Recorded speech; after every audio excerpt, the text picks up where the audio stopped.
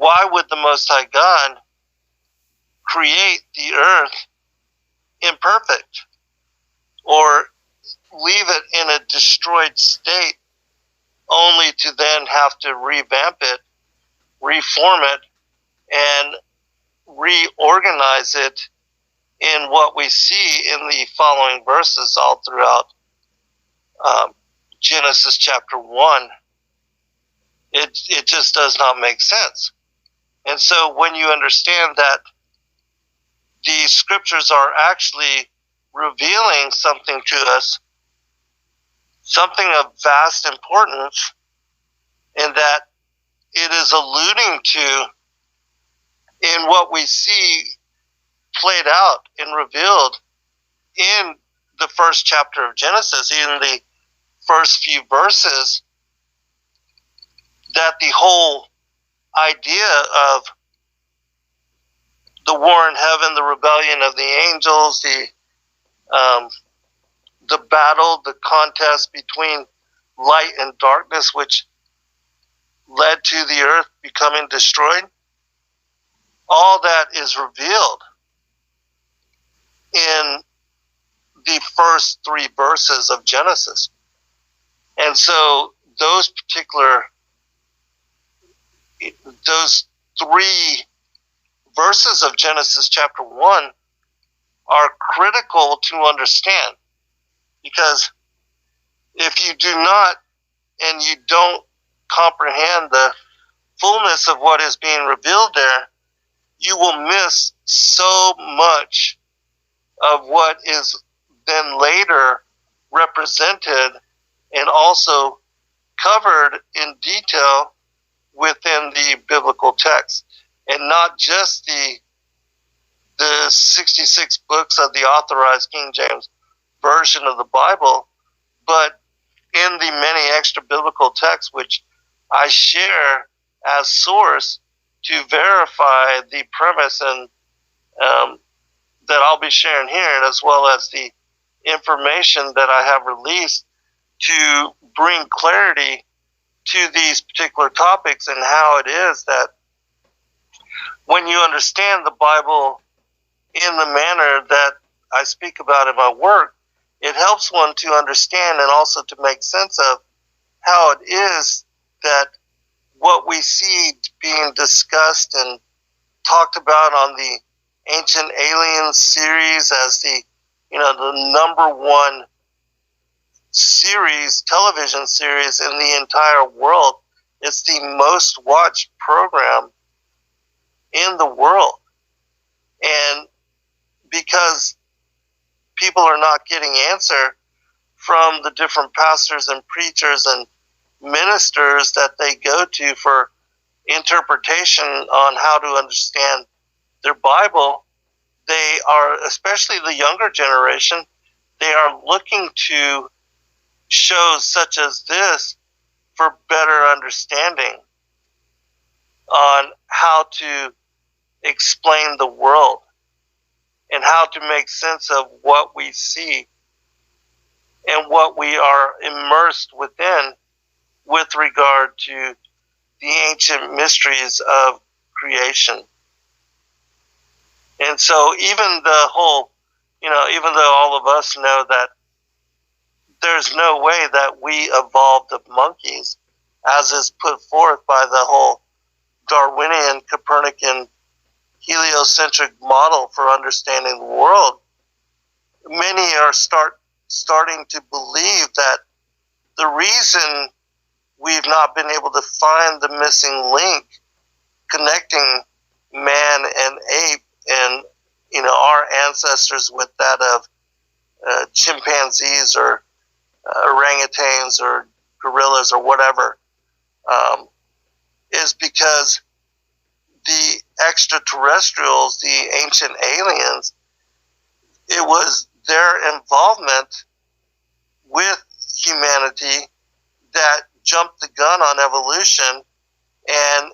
that's the reason why we've not been able to find the cause for our sudden and rapid evolution. which, in my opinion, this whole premise is tied to what we see now, revealed as the strong delusion, and that the whole connection to an ever-expanding universe and the premise that, all the stars that we see in the night sky are all individual suns, and that they all have planetary systems revolving around them, and that they each could have millions of years ago before life suddenly evolved here upon our quote-unquote planet, that these star systems and these other galaxies, that they potentially could have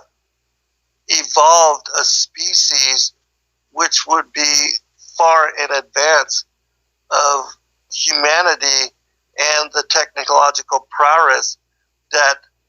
we possess even in this day and age. Which, again, the whole premise of what is being set up for the coming reign of the Antichrist, that is a portion to what I believe to be the strong delusion, which is another reason why it's important to understand, so that you don't bend the knee to the Antichrist or accept the premise that the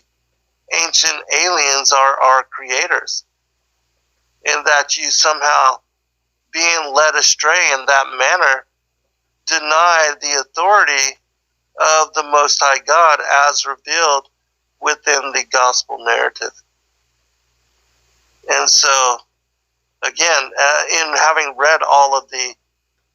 different mythologies and wisdom texts and religious texts from around the world, it is only in the what mostly centered upon the Judeo-Christian heritage and the legacy of the prophets, patriarchs, and apostles that we find 100% accuracy, with 100% accuracy, God revealing himself in the words of the prophets and the apostles and the patriarchs. And I'm not saying that it is only and solely the legacy of Christianity that reveals prophecy, because it is my opinion that many cultures have and had access to truth, but many of those ways and wisdom texts have been corrupted, or the underlying truth that used to be pervasive within them has now been lost or tainted. You will see connections and pieces of these truths all throughout the different traditions of peoples worldwide. And that we have in similarity, the same stories being repeated, but the characters, the names and the titles, and the ways that one understands, again, the underlying truth which connects them all, is slightly different, so that people not understanding these connections consider them to be all different accounts of different individuals and different pantheons of gods and goddesses, when in truth the characters are the same. You will find that there is represented in most prophetic wisdom texts and religions worldwide the story of a triune Godhead,